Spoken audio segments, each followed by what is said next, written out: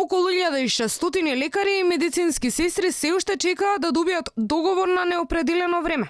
Филипче ова уште пред 3 месеци им го вети. Ке им се променал договорот на определено и ќе добиеле решенија сите оние кои имале ваков проблем. Решивме дека сите вработени во јавно здравствениот сектор со договор на дело ќе го трансформираат својот работен однос и ќе се вработат на неопределено. Вкупниот број на негде околу 1650 лица кои што се вработени со договор на дело, не само доктори, туку и медицински сестри и сите останати ќе го трансформираат својот работен однос, односно ќе бидат вработени на неопределено време. Зошто ова остана само празно ветување кога има постојан одлив на бели мантили од земјава?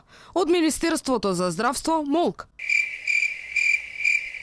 Оттаму веќе 2 дена не одговараат на прашањата на Алфа зошто договорите на дело или на определено време на вработените од здравствениот сектор не се променети. Трансформација на договорите на сите вработени во јавните здравствени установи е само дел од ветувањата што за сега не се реализирани. Од најавите дека до 2020 година лекарите ќе земаат 100.000 денари основна плата со ваква динамика како што чисто посочуваат од синдикатот на клинички, тешко дека ќе стане реалност, бидејќи за сега зголемувањето е само 15% за докторите специјализанти, а 10% на медицинските сестри. Само на збор за сега остануваат и плановите за нов клинички центар, чии темели според најавите треба да се удрат до крајот на годината.